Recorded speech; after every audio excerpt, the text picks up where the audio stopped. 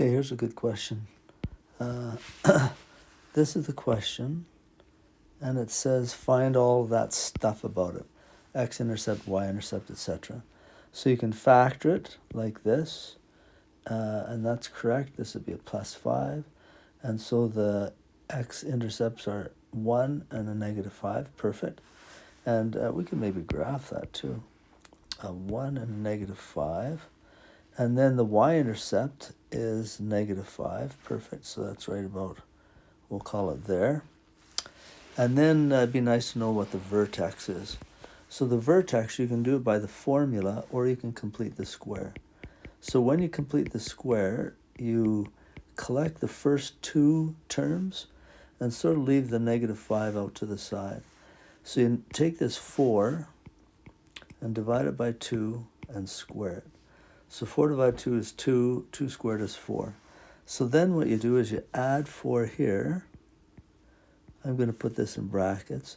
But if I add 4 there, then I'm going to subtract 4 out here.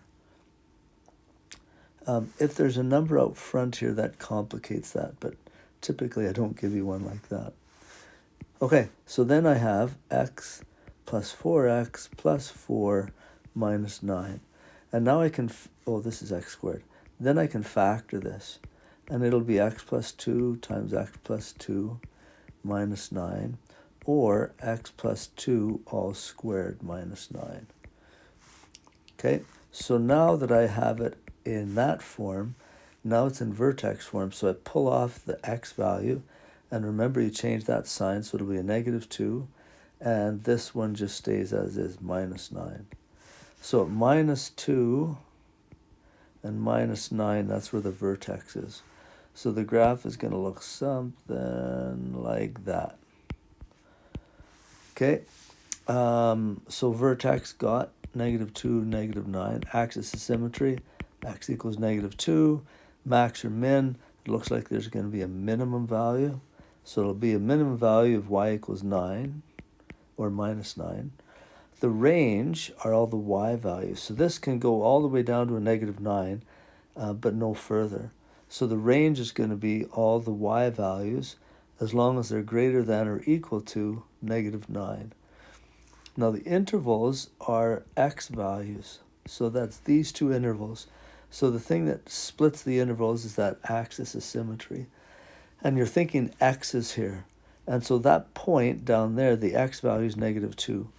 And so the interval will be everything from negative infinity all the way up to negative 2. In that interval, the graph is decreasing. And then from negative 2 all the way up to a positive infinity, that's going this way, the graph is increasing. Now, I wrote this in set notation. You could also write it in interval notation. I probably should have done that. So the smallest value that it could be is negative 9, and the largest value could be infinity. Because it can equal minus 9 at the bottom there, I should really have put a square bracket there. Okay, all right, hopefully that helps you with that question. Now, with this one, if they ask you to complete the square, you want to do it this way, like I've done. But you could also have done it with the formula. So the formula, minus 4, the formula is minus b over 2a. That'll give me the x value of the coordinate. So it's minus 4 over 2 times a is 1. So negative 4 over 2 will be negative 2. Okay, that's the same number. And then to get the y coordinate, I just find the value of the function when I plug that minus 2 in. So I'm going to plug it into here. So it'll be minus 2 squared plus 4 times minus 2 minus 4. So minus 2 squared is a positive 4. And then 4 times minus 2 is a minus 8 and minus 4. Did I do that right? Oh, this shouldn't be a 4. This should be a 5. I should have gone up to this one here. And it's a negative 5. So this is negative 5 here. And this would be a negative 5.